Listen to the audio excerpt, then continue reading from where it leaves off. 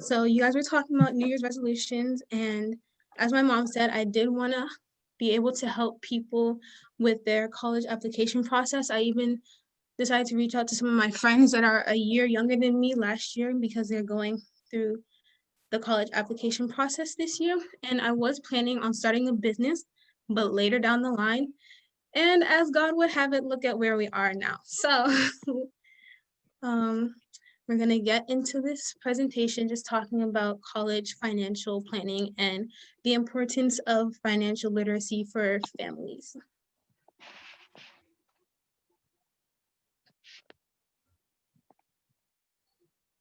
Okay, can you guys see my screen well? Just type in the chat.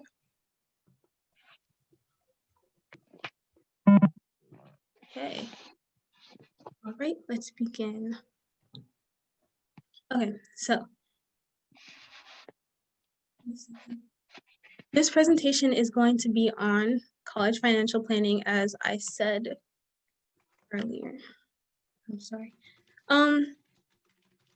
Okay, sorry, technical difficulty. Okay, let's get into it. Okay. Me, who am I? I am Urenna Okoye. As my mom said earlier, I am an 18-year-old Nigerian American. I would call myself a 0.5 gen, not half gen, because my mother was born here and has been here longer than she was in Nigeria. I currently attend Duke University, and I grew up in PG County, and I went through the Prince George's County Talented and Gifted program up until 9th grade, until my 10th grade year when I transferred to an Air Force boarding school. Quite an interesting experience, I will say. And why am I doing this? Because I strongly believe in financial literacy. And there are many important things in this life: your relationship with other people, your relationship with God, how you carry yourself, and your goals in your life. But because we do live in America, and many people might not want to admit it, this country does run on money. And in order to have a good standing in this country in your life, you do need to be financially literate.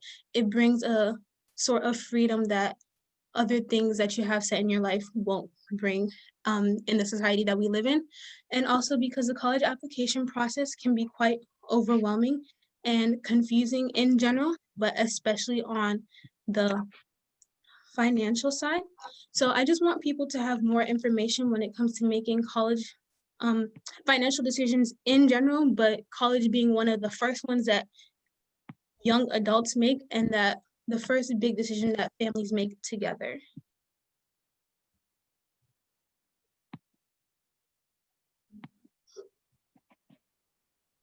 Okay. And why should you trust me? Now, I don't know the reason why all of you came. Some of you might have come because you're family, friends, and you just want to support me. Some of you might have come because you're my mother's clients and you want to see what her daughter is doing. But I feel like you should trust me with this information because I just am fresh out of the college application process, and I am currently in college working on becoming financially free. Also, it's not that I'm in college. I don't know about most people's situations, but I'm also helping to pay for my college expenses. And also, I was raised with basic financial literacy principles that I think put me ahead of most people that don't grow up with any at all, and set me up to make good financial decisions in my life.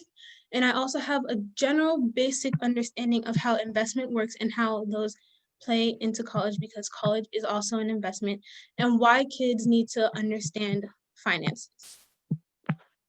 Okay. So the importance of financial literacy. You guys can answer this in the chat, but has anybody ever actually thought about discussing this with their children? Finances in general. I know that's normally not a topic that families talk about, but I personally think it's important to talk about it with your children. So just put in the chat if you've ever thought about having this conversation with your child or with your family. Okay. I see some of you have. Well, if you haven't, this is an invitation to go ahead and do so. Hopefully I can guide you on this process. I believe that both parents and children need to be financially literate. Now, Being financially literate doesn't mean that you know what money is, you know how to make money, go to a job, make money, and pay bills. Financial literacy is the knowledge that you get in order to live and plan ahead to a financially free life. Basically, a life where your work does not determine how much money that you make. And it's important for parents to know about financial literacy.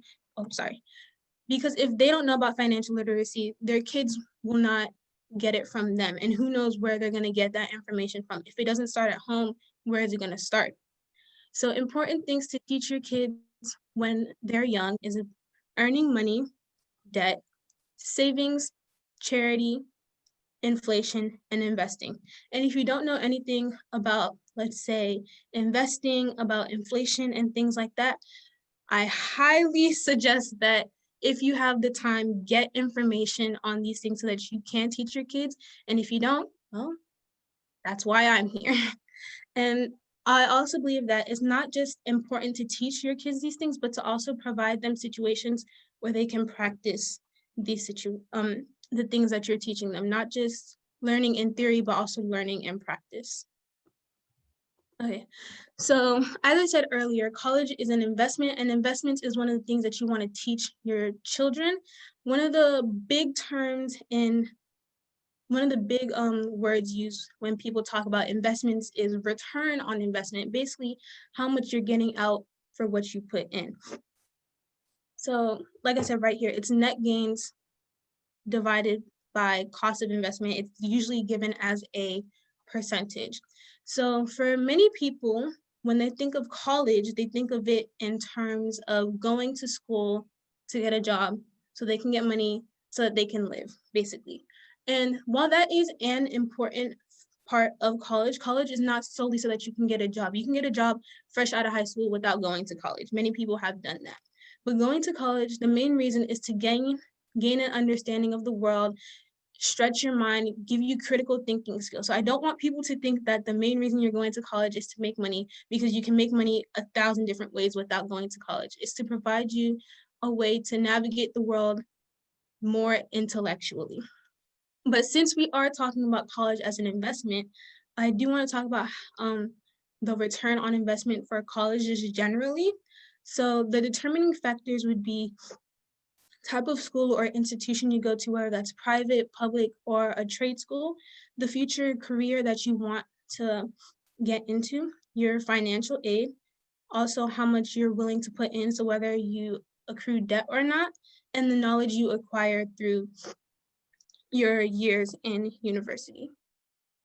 So there was a study done by Georgetown, I think it was last year or 2019, that actually took 4,500 schools and determined their return on investment. So these are the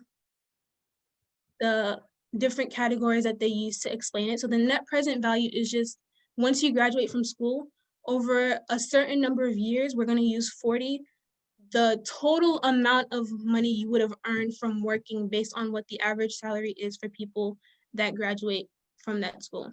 The net price is the amount of money that you pay to go to the school. So they're going to give that average number, obviously. Earnings price return and earnings net return are the actual return on investment percentages that I said earlier. So earnings price return is how much is the ratio of how much money you get over time. So the net present value divided by the net price is the earnings price return. And then the earnings debt return is the net present value divided by the amount of debt that you get while you're in school. And then 7-year repayment rate is after 7 years, what percent of people that were in debt from that school were able to pay off their loan. So these give a pretty good indicator of what the general return on investment would be for schools and would help you make the financial decision to go to that school or not based on these values. So because I do live in Maryland, and I'm pretty sure a lot of you are in Maryland or in the DMV area, I'll just be talking about the public Maryland schools. So in general, we have about 1 million, let's say $1,100,000 for the net present value of 40 years So over a 40-year period, that's how much money you would have earned overall from your job. And the net price of going to a school in state in Maryland is about $15,000 to $20,000. The median 10-year earnings, basically how much money, the salary of a person 10 years, sorry, not the salary, the gross income of a person 10 years after they graduate is between $50,000 and $60,000. And then the return on investment for net price is between around 200%, which is pretty decent. Like you're getting most of your money back and more. And then you can see how much debt, the average debt that people are in. And then the earnings debt return is about between 200 and 400%, which is also really good. So within 10 years, that's based on the 10-year median earnings, you should be able to pay off your debt, basically, if you have the right financial literacy skills, obviously. And then the 7-year repayment for most of these schools is above 50%. So more than half of people that attend these in-state colleges are able to begin paying off their debt 7 years after they graduate from college. Okay.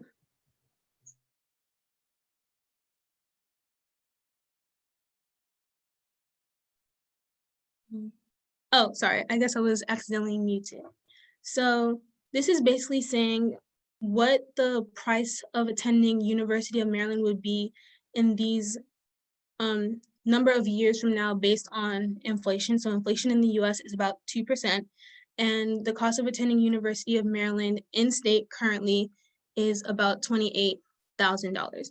So this is mainly for people whose kids are um, whose kids are 6 and under, and this is the price that you would probably pay. So even though right now you would probably pay $28,000, this is for kids that are in my generation, like up until middle school, it'll be around $30,000.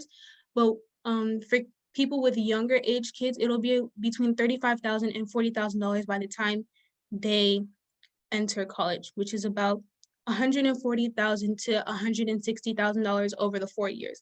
So if you want to plan for your kids' education, these are the numbers that you should be planning around. You should be thinking ahead of how much it would cost for them to go to school over the whole amount of 4 years. And then also, if you want to plan for graduate school as well, or medical school, whatever they want to do, you should include those numbers so you have a goal that you want to reach. When to start. So obviously, I think for almost anything in life, especially big financial decisions, it is always better to start early, to get your knowledge earlier, to plan earlier.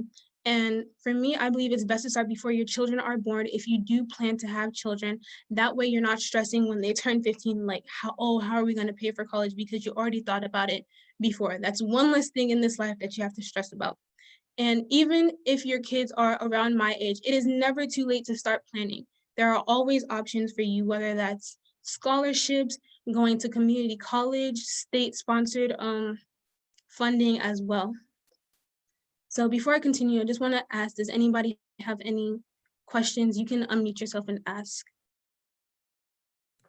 Hi, I'm actually here with my mom. And I'm graduating early, so I'm 16. Like, do you have any tips like for just freshly? Because I haven't really started the graduate, or I haven't really started like my college process yet. But I want to double major, so I want to do law, and I also want to do musical theater or acting, which are two completely different things.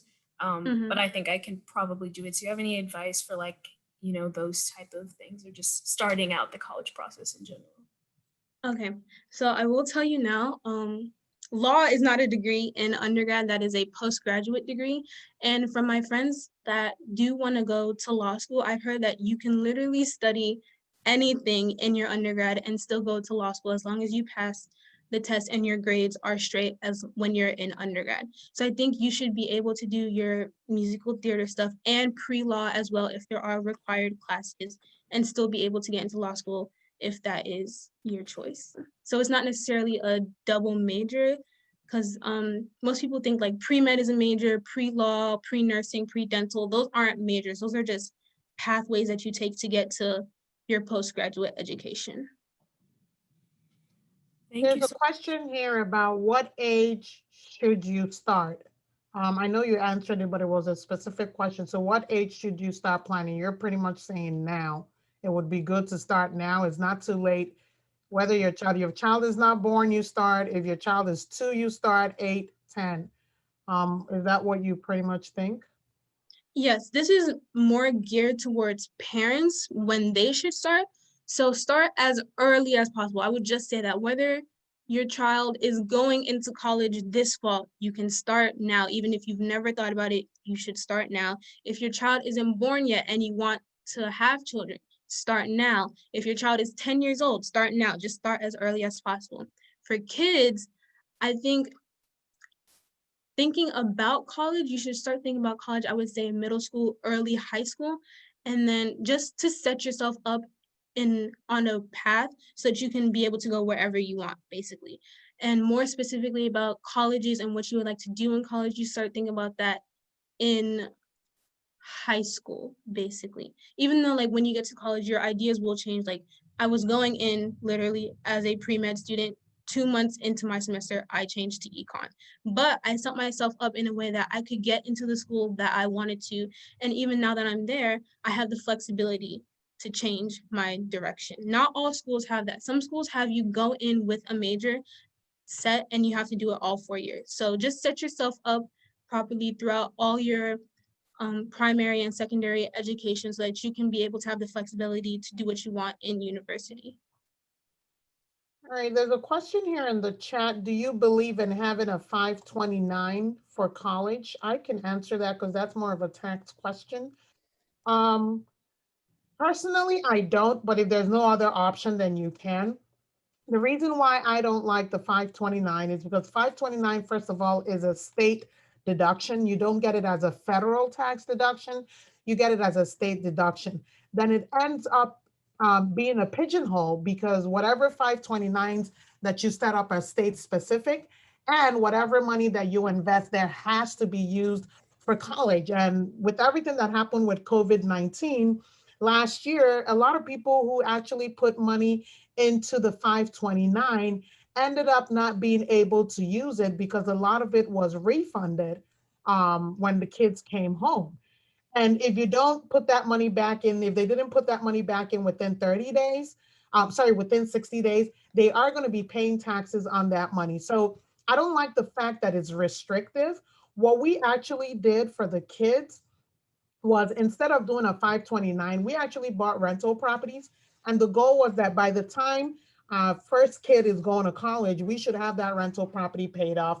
And then whatever rental income that they're getting from that is what they're going to use for college. And that's what we did. So Ure now has access to rental income that she can use for college. She hasn't started using it yet because, as you can see, she is building her own financial dynasty or whatever she'll call it, but we haven't even used it. So I'm not a fan of 529. I do believe in putting away money for college, but usually 529 is my last resort.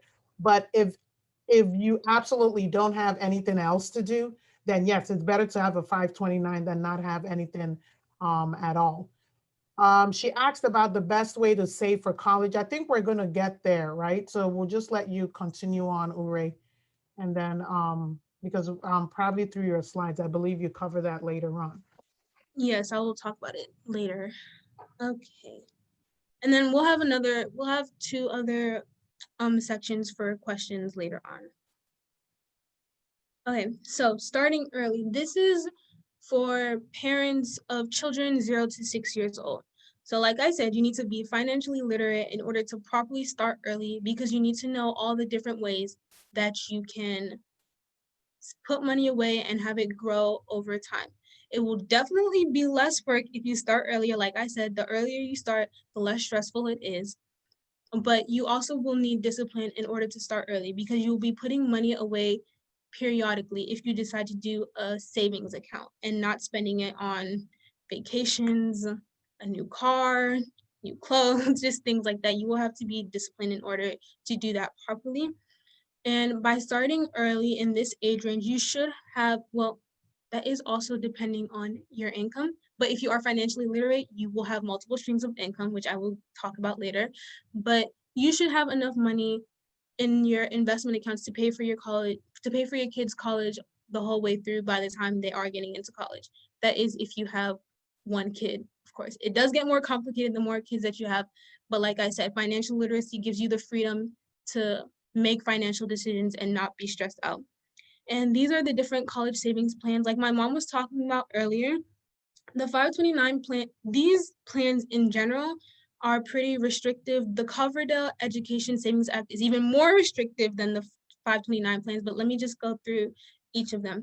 So the Uniform Gift to Minor Act is basically, it's like a trust, but you don't have to have somebody else involved in it. It's just between you and the beneficiary, who is your child.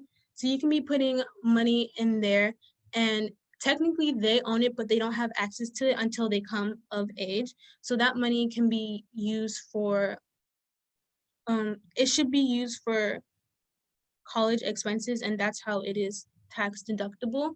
And you can put as much money as you want into that account and let it grow over however many years. The Coverdell Education Savings Act, I personally don't like this one because it is the most restrictive out of all of them. You can only put a maximum of $2,000 a year for one beneficiary, no matter how many accounts that you have. But gain it does grow over time, but it is very restrictive on how much money you can put into the account. The 529 plans, like my mom said, they are state sponsored plans, so you're restricted by state laws on what you can do with them. And my mom knows more about this obviously because she is an accountant and she works with these type of things. But there are two types: savings and prepaid tuition. So savings is like an investment account. Basically, you put the money in there, it grows over time, and then you can use it to pay your child's college expenses. And then prepaid tuition, which I personally don't like because you won't know what college your kid would want to go to, and you don't want you don't want to force them to stay in state if they don't want to stay in state.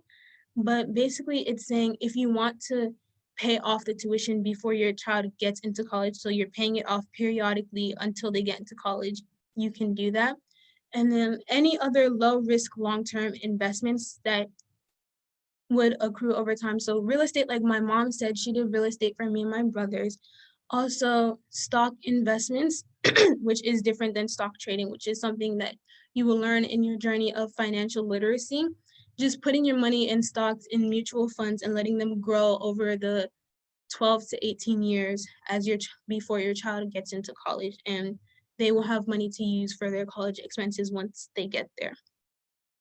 And using these investment accounts does not limit you by how much financial aid you get, how much debt you want to get into. Like I said, if you start earlier, the less stress you are when your kid is entering college.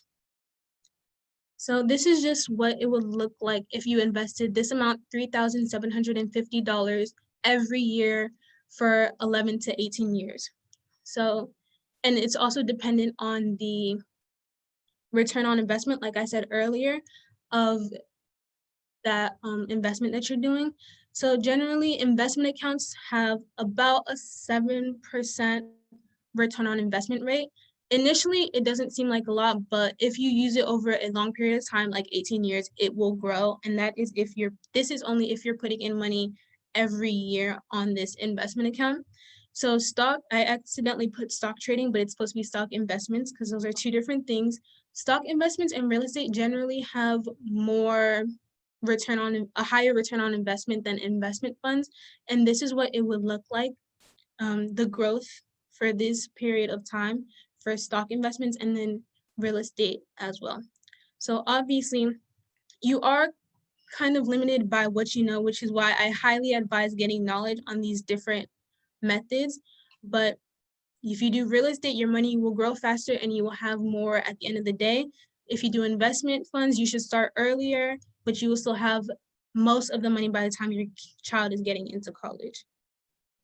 And financial literacy training at this stage. So when your child is between 0 and 6 years old. Since they are really young, you don't want to put too much on them, but kids do learn very fast and they pick up on things very easily. When we were younger, my mom made us memorize about 10 minutes worth of scripture for our prayers. And my 3-year-old brother was able to recite them every night for our prayers. So don't think that your child cannot learn things at this age, because kids absorb a lot. So these are just things I suggest that you should teach them. Obviously, it's up to you what you want to talk to them about, but needs and wants, the difference between that. They are children, so they might not understand it at first, but if you keep telling them, eventually they will get it. The importance and prevalence of money, so teach them that everything costs money. Nothing is free.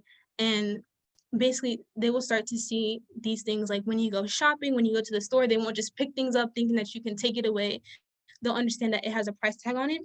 And also identifying prices. So take them to the store, have them look at the different prices of different things. When you go shopping for clothes, have them look at the different prices for things. If they want candy, ask them how much it says. Basically teaching them money. They do teach money, like very basics of money in school, but I always think it is better to get these things from home.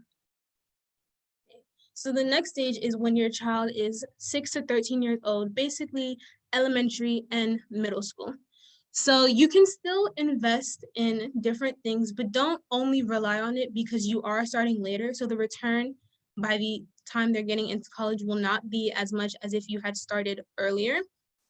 And also begin thinking and possibly applying for scholarships. There are scholarships available literally for all ages, starting from the age of 5 years old. You can do Doodle for Google. They will put your picture up and you can get money for that, basically.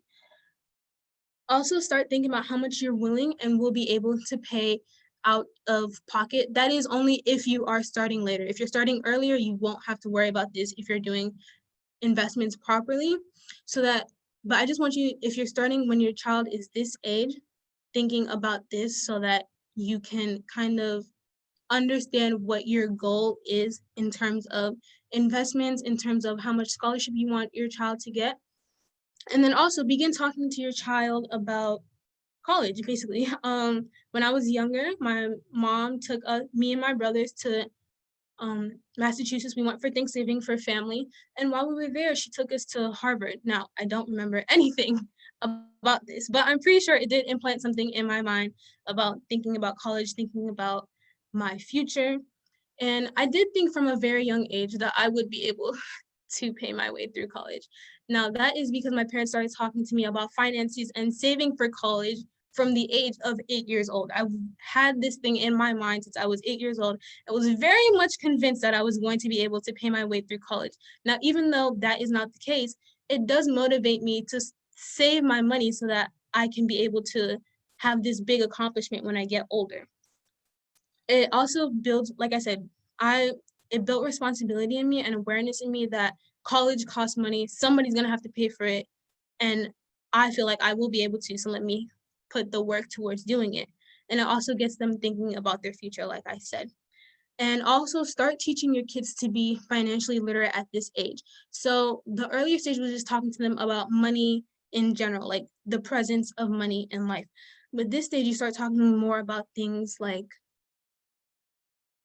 more in depth with savings, with charity. I think I go into that the next slide actually. Oh, sorry.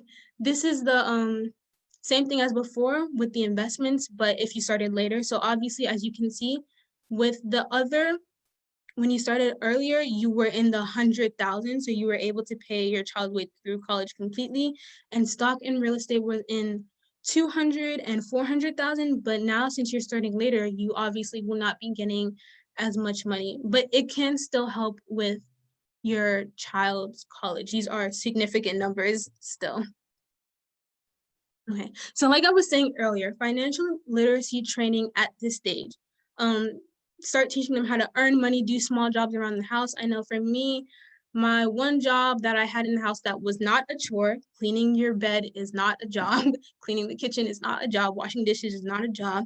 But the one job that I had was doing my parents' laundry when I was 7 years old. I remember I would get money every 2 weeks for doing their laundry. And it motivated me because what child does not want money? at that point, they understand the value of money and they want it like adults want it. Also, bargaining while shopping. I remember when I was younger, I always make the joke that my brothers are growing up with a different set of parents than I did, because when I was younger, we never got name brand anything, never name brand cereal, no name brand snacks, everything was off brand. And I knew this because my mom was trying to save money. I had an early understanding of saving money and not spending unnecessary money on things that really won't add any value to your life. And my brother, I know, his job in the house right now is cleaning my mom's bathroom. I have two brothers. So the youngest one, his job is cleaning my brother's bathroom. The older one, his job was washing my dad's car and cleaning it. So they provide things for us to do around the house so that we can have an understanding of earning money, putting your time in exchange for money, basically. Also, when I was younger, my parents led me into sort of a business mentality. Now, I know like most people think that if their parents are business people, their child will go into business. Well, that's not really the case, because it was literally not up until 4 months ago that I decided I wanted to go into business. I really thought I would never do business because I didn't want to do what my parents were doing. Well, it's kind of in my blood, so we are here now. Let us continue. But one of the businesses I had when I was younger was baking. So my dad got me into baking when I was about 10 years old. I would bake cakes for people and they would pay me like $10 to $20 to make them. I would make cupcakes for people. So it's that understanding, even though you can work small jobs around the house, also working for yourself. And the determinant of how much money you make is how much you're willing to put in, basically that business mentality. Also, working and saving for things that you want. So I think around this age is when you should start laying back on some of the things that you provide for your children. Maybe not 6 years old, but maybe like when they reach 10 years old, if they want like this shirt, they can pay for it themselves, or they can go to the thrift store and buy something cheaper if they really want it. Also, the importance and necessity of giving and charity. And I'm going to explain this in the next slide. But my parents instilled in us from a very young age that if you get money, you are not spending all of it. You are not even spending half of it, because there are other things to be done. A certain percent you can spend, a certain percent you have to save, and a certain percent you have to leave for tithes and for charity, giving and helping other people. So this is a picture of me and my youngest brother. The picture on the left is me when I was in the 6th grade. I was 12 years old, and this is my very first paycheck. As you can see, I was very happy.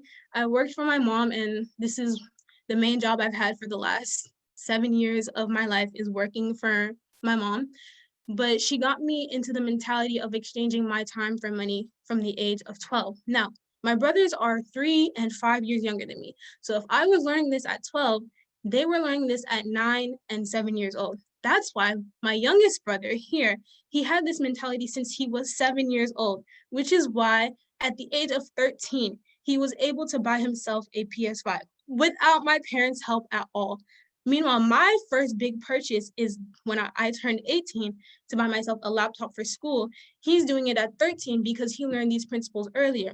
And the money that he used to buy the PS5 was not all the money that he had. It was his savings money. And he still has plenty of money put away for charity and for savings. And he's planning to make another big purchase to buy himself a TV in a few months, because he understands the principles of saving and working for money to get things that you want. Okay. Now, starting late, when your children are around the ages of, actually, wait, let me take a break. Does anybody have any questions?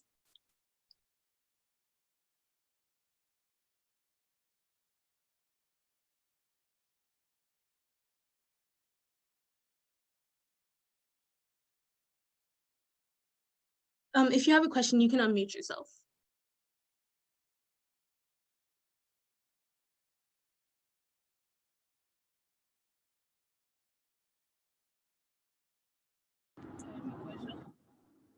How much were you getting paid when you were working for your parents? Okay, so when I first started working, I was getting paid $5 an hour. So I would have to calculate my hours and see how much I would get. And then, sorry, can you mute yourself?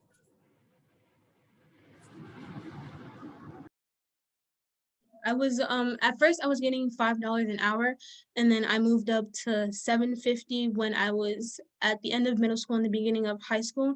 Then I moved up to $8 later in high school, and then right now I am earning $15 working for my mom. Thank you.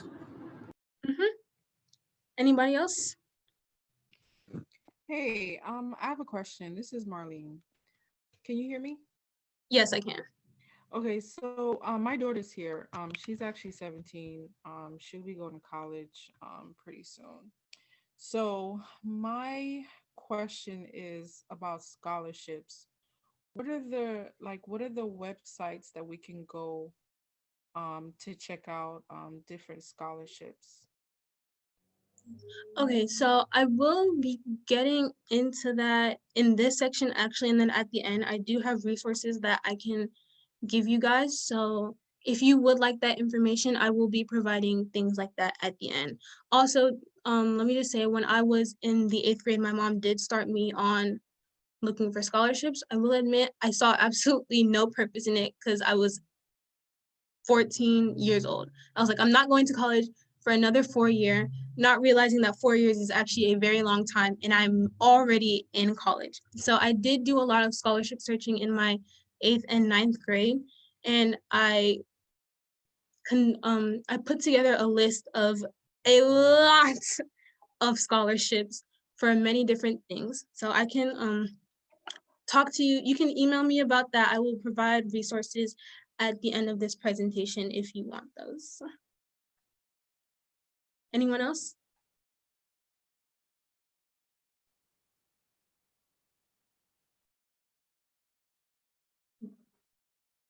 All right, let's continue. So starting late, when your child is between the age of 13 and 18 years old, when they're ready to go to college. So at this point, you should know how much you will be able to pay out of pocket when you're planning to see when you're doing your college financial planning. Also search scholarships. Like I said, there are scholarships for all ages. There are scholarships for elementary, middle school, high schoolers. There are more opportunities as you get older. Also, there are scholarships for everybody. Scholarship is not limited to how well you do in school, and scholarships are not limited to universities. Many different organizations around the country give scholarships, and there are also a lot of local scholarships that a lot of people don't know about and miss the opportunity for. So I just encourage you, if you are looking at scholarships as a way to pay your way through college, don't get discouraged. It will be a lot of work, but it is a lot less work than paying off debt for 30 years. Also, encourage your child to get a vacation job, whether that's in the summer, during winter break, or during spring break, and begin saving for their college expenses. I don't think that personally, I guess because I'm doing it, if you are able to pay your child's way completely through college, that is fantastic. But for those of us that are not as privileged to have that opportunity, I do think that it is important that the child is included in the payment of their school, because that is a decision. They are making the decision to go to school, whichever school that they go to, and they should also be a part of that responsibility, because at that point you're 18, it is your life, your choices, and you cannot be relying on somebody else to do things for you that you chose to do. Also, know your options. So community college, I know a lot of people look down on community college. I really don't understand why, because you're still getting an education at the end of the day. You end up at the state school at the end of the day, and you save a whole lot of money going to community college, especially since in Maryland, if you go to the college in your county, it is free. Also, in-state colleges, which are a lot cheaper than out-of-state and private schools.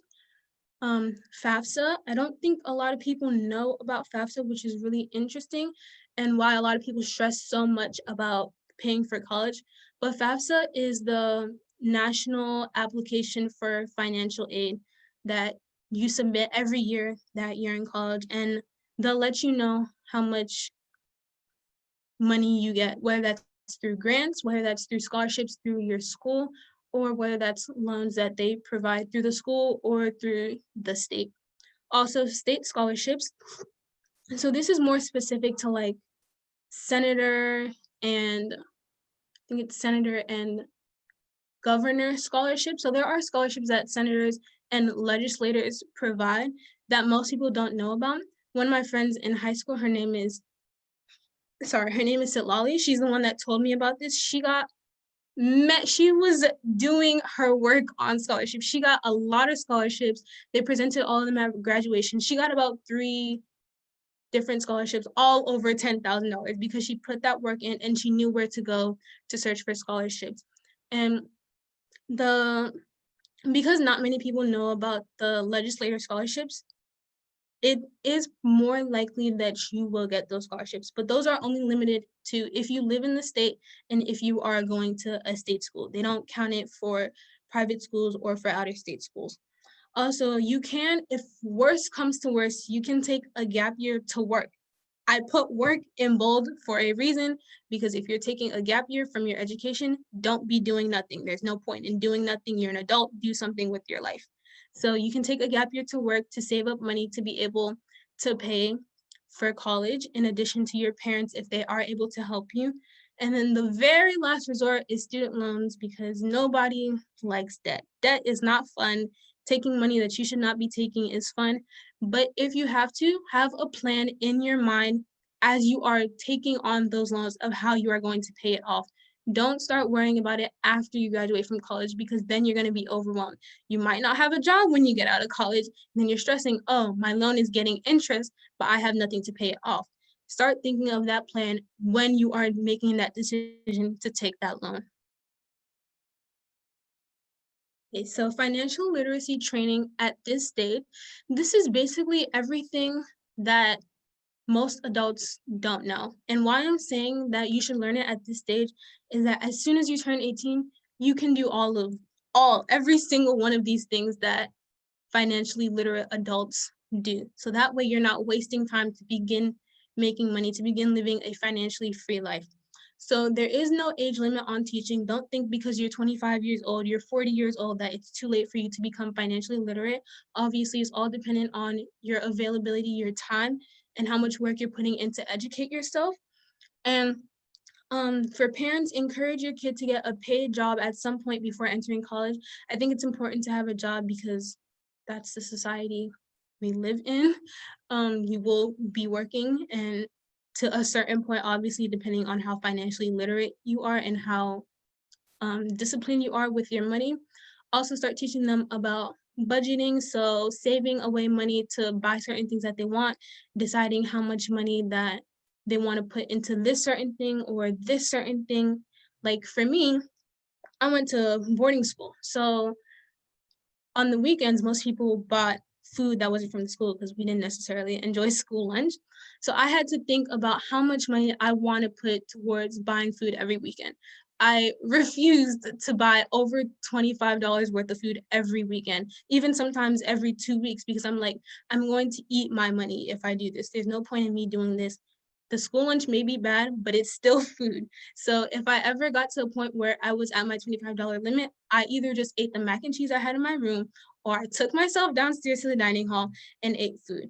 It's that discipline that will allow you to live this financially free life. It's not just the education. You also need to have the discipline in order to live this life properly. Also, discussions on bills, taxes, and credit. These are things that they absolutely do not teach in school. There's a specific reason why they don't teach this in school, but this will basically become your entire life when you get older. So you should be teaching your kids on bills, taxes, and credit.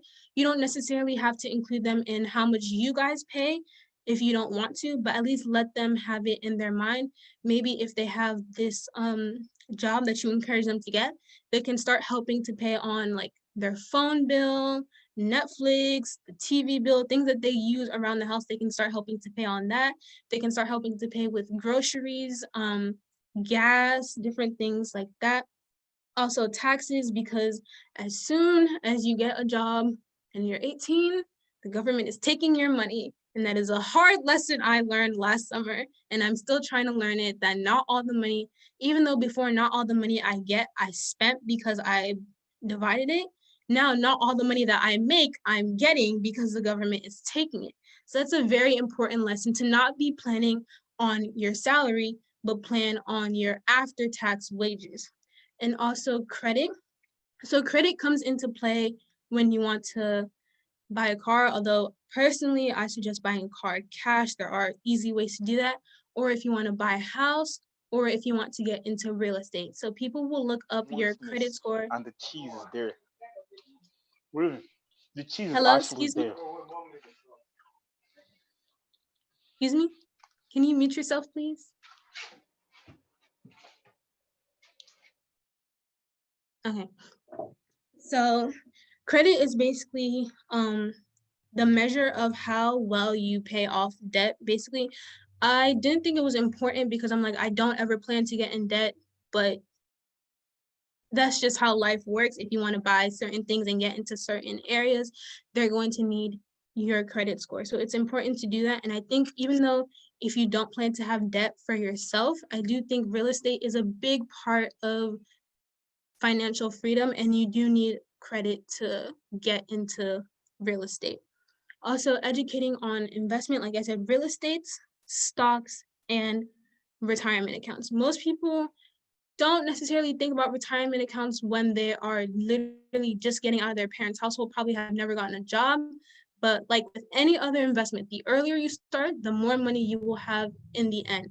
Always better to start earlier on these things. Okay, so now I'm just going to talk about like my experience with my financial literacy journey from when I was a kid to now. So for me, it started like when I went shopping with my mom. Like I said, never buy name brand stuff. She would always buy the off-brand things because they were cheaper.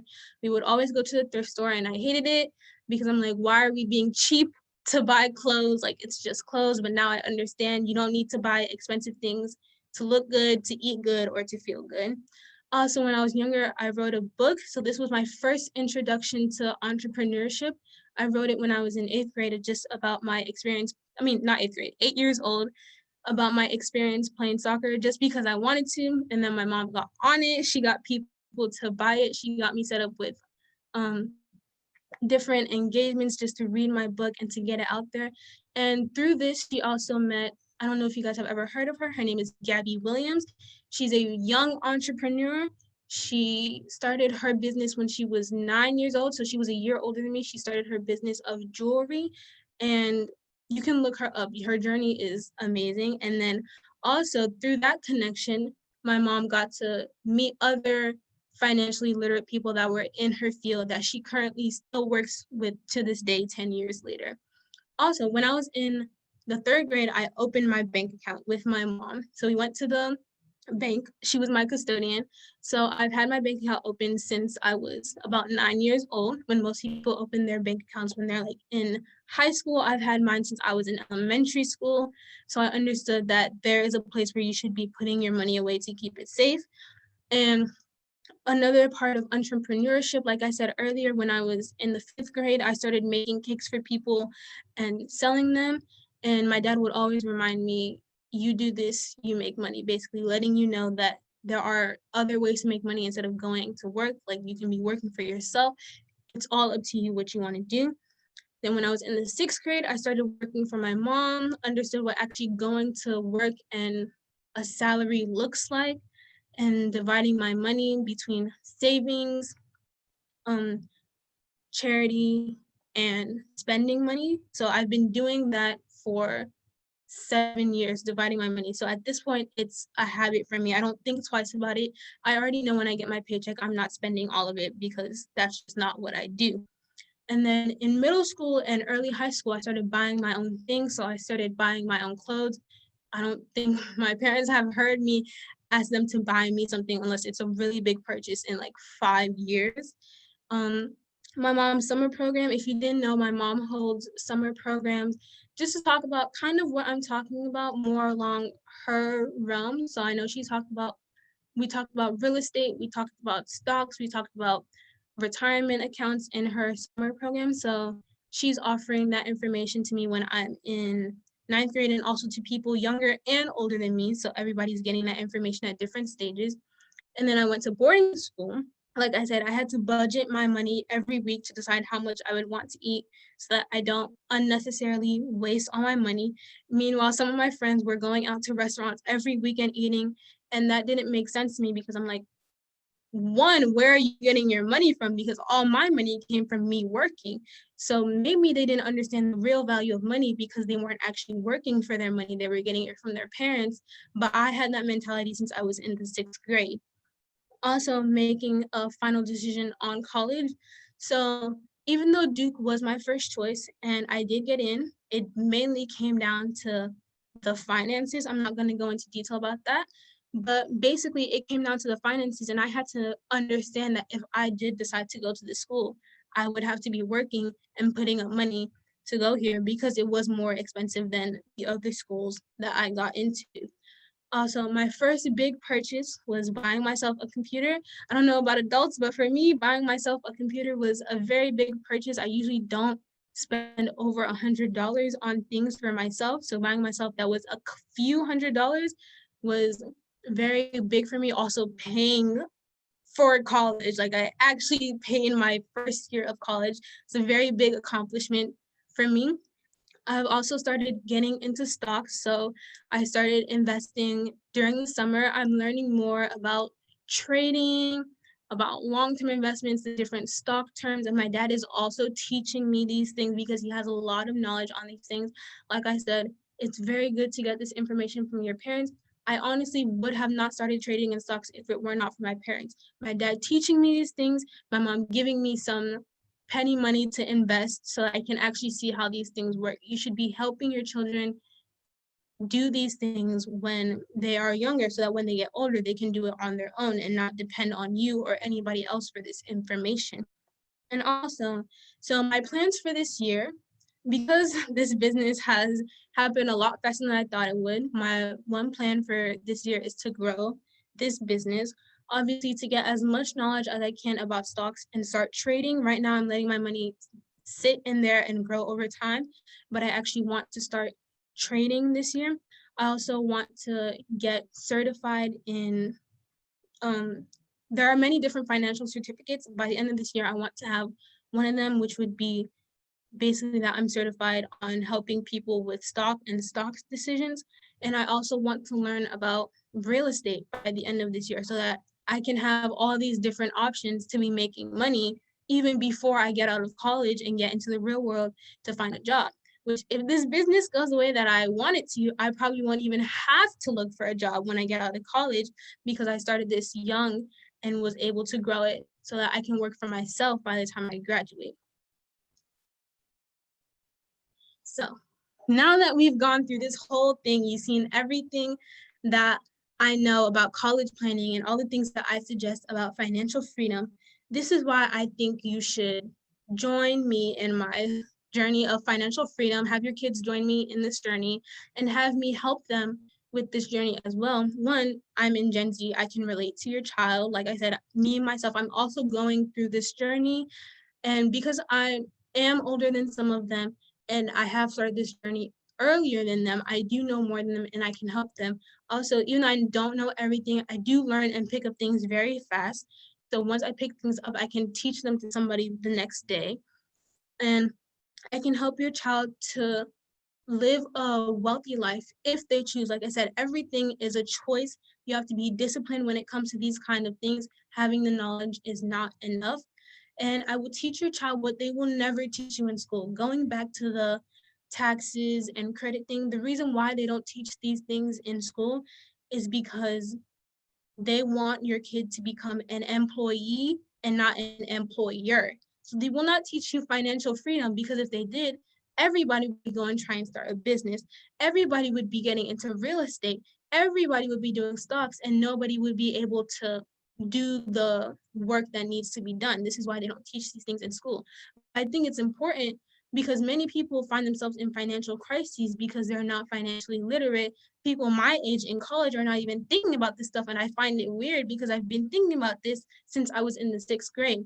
So since I have this knowledge, I want to give it to other people so that they can make correct decisions that makes their life a little bit easier down the road. Also, I would change your child's mindset about money, like I said. this goes hand in hand with what they don't teach you in school. They're teaching you to work for someone, not to be the person that has people working for you. And I want your child to build an empire and not to work for one, to be the next Amazon and not work for Amazon, be the next Google and not work for Google. So these are things that I will be offering. A mastermind course, basically more webinars like this, more one-on-one like talks with your kid, open conversation where you can just talk about anything some days. I can also have one-on-one consultations with your child. So if you would like not financial, college help, or if you would like me to help your child get into stocks and things like that. And then once I have my knowledge on real estate, if you would like me to help them with that and investment accounts and things of that sort.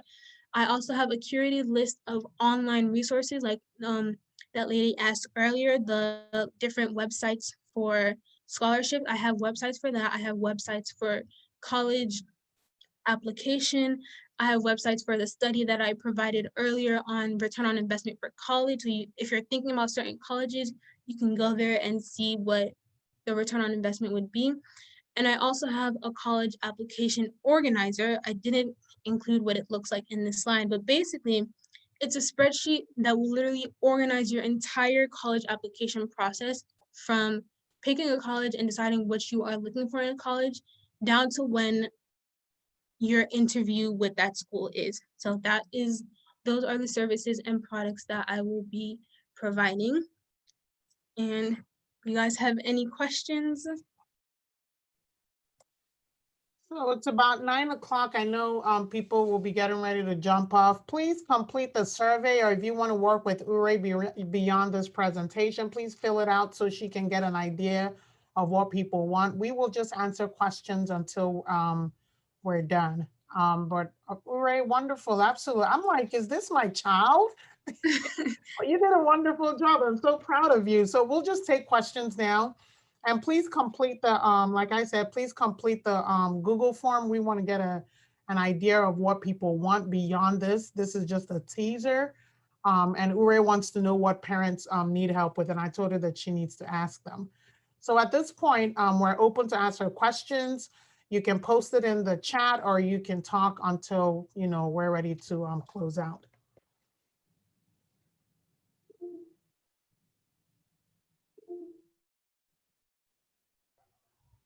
I have a question.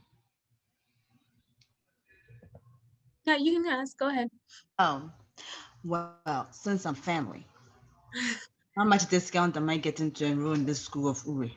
Oh God, Auntie. Because I've already signed up my kids. I've signed up Kaylee and especially Riley and Jaden. You can have them.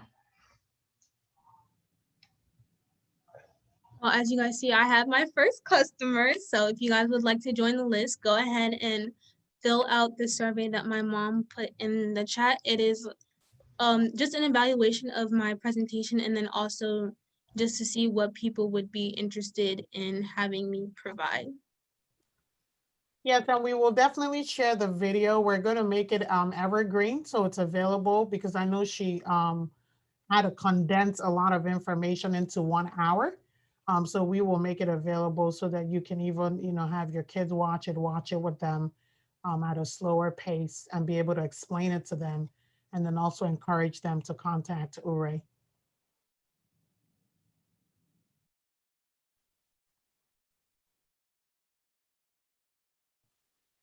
If you got, I can see a few people are asking me questions privately. If you could ask them openly so that everybody can hear, some people might need that information. I have a question. Yes. Would you be providing the information on scholarships that you talked about? So I do want to give that information out. I'm kind of deciding right now because I do have a lot of products to offer. So I'm just trying to see what people would like to have me provide. I think this would be one of the things that I do provide for free, because it is a lot of work to do research, but I am still considering it. If I do provide it for free and you are added to my mailing list, I will be sending you that information. Also, I do have a website, so I will be putting it up on there. Let me go ahead and put that website in the chat so that you guys can see it. Yeah, and basically, just make sure that Ure has your contact information because she will be sharing those resources later. You would need to subscribe if you want to be able to get all that information after this call. What I want to say is, even if she provides this information free, but I will highly recommend that you have a one-on-one with her. Why? Because scholarship research is a lot of work, really a lot of work. If you don't have that support, you don't have someone who knows, someone who's been through it, who know what they're doing, you will just gonna give up. It's really a lot of work. So even if she offered that information free, I will really still advise you to book a one-on-one with her. Yeah, definitely, because college planning is very personal. There's a lot of colleges, a lot of scholarships, a lot of options, things that you have to consider. So definitely a one-on-one consultation in addition to the list of scholarships.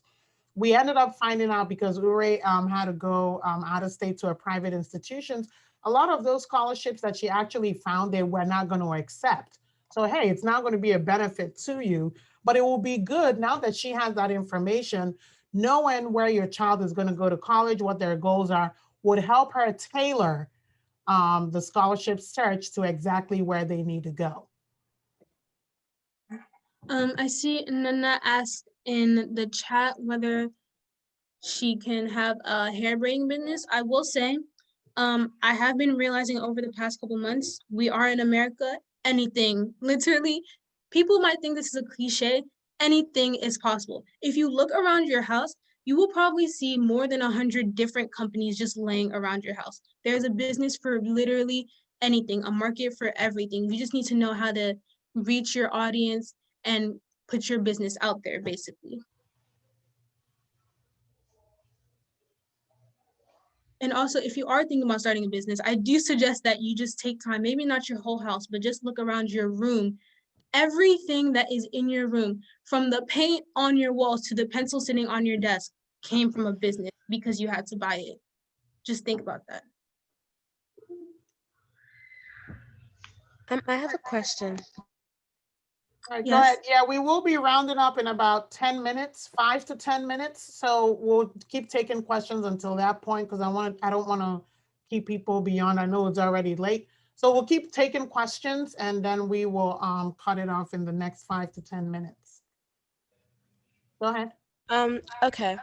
So my question was, you mentioned something earlier about summer jobs. I was wondering what age you prefer, since I'm kind of young, I was wondering what age you prefer to like start doing something like that. Okay, so this is all dependent on your situation, obviously, because I do have a mom that has a business. I was able to start at the age of 12. My brothers were able to start at 7 and 10. If you don't have parents or family that are in business, I suggest starting around 9th grade. A lot of jobs don't really take people under the age of 15 and 16 years old, so you are restricted by that. But even then, you can do some self-work, like you can tutor people, you can babysit, just different things like that. There are jobs for everything. If you know how to mow a lawn, mow lawns. If you know how to help people organize their stuff, help people organize their stuff and charge them, because there are things that people don't want to do that they will be willing to pay other people to do no matter how young you are. Like my brother, I'm just saying this, we have a lot of experience in this family thanks to my parents, but my brother that's 15 years old, he likes building and designing houses. And he's right now training to become an architect when he's older and when he goes to college.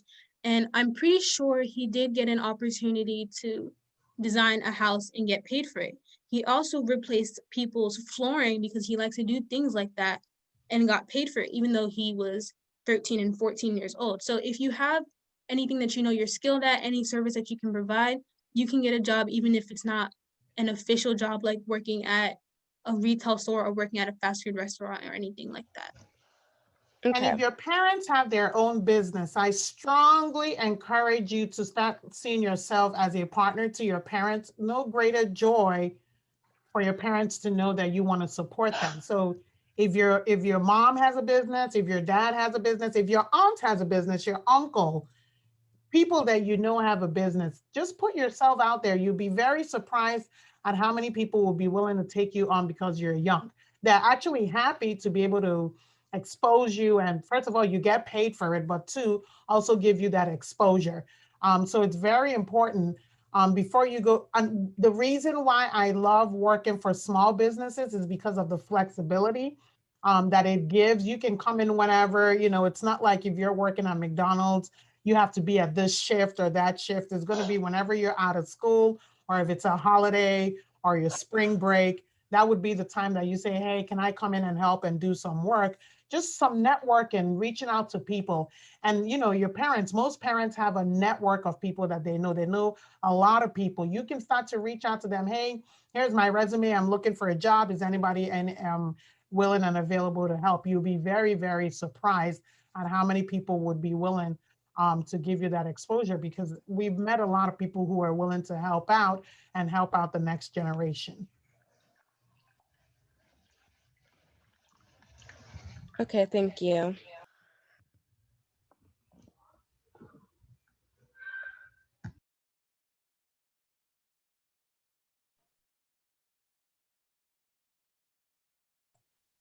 All right, any other questions? I'm going to post the link again to encourage you to go ahead and fill it out. This is also Ure's email address. If you want to reach out to her directly, please feel free to do that. She will be going back to school in a couple of days. Yay, paid her own way. I'm excited because I told her you have two other brothers. This is how much money that we are going to be giving you for college, and you need to figure out the balance.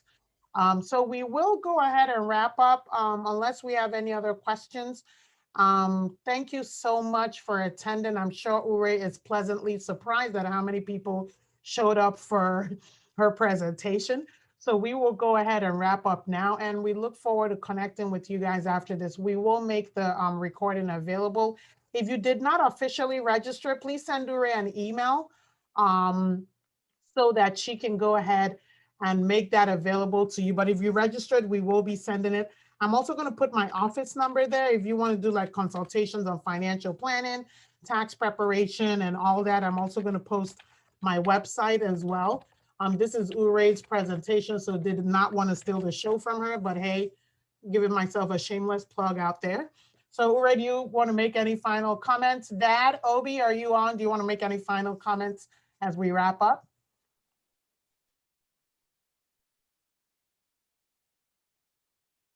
Okay, I guess I'll go first. I am very surprised at how many people showed up. We had about 40 people like 10 minutes before we were supposed to come on, and about 65 people showed up. So thank you guys for spreading the word and getting my webinar out there, whether you decide to actually register for my business or not. I really appreciate this. This gave me the motivation to keep going. Also, please do not just attend this webinar to support somebody. Actually take the information that I gave you and apply it to your life, whether you're a child and you want to start learning on your own, or if you're a parent and you want to start having these conversations with your children so they're better set up when they go into the real world. I really strongly believe in financial literacy because it really leads to true freedom as long as we are living in capitalist America, obviously.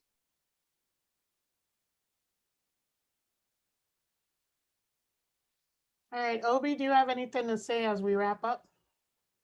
Well, um, not much. I'm just overwhelmed, and the passion that Ure has shows definitely where her calling and gifting is. And I think she's doing this really out of her heart and the desire to help people. I think she's surprised that it's possible to earn money. She had more of the interest of helping people and changing, everybody around her with the information and the knowledge she has. So if she does make money out of it, that will be icing on the cake. She's really passionate about this, and it's good to see that. So thank you. All right, so I'm going to go ahead and stop the recording now. Thank you.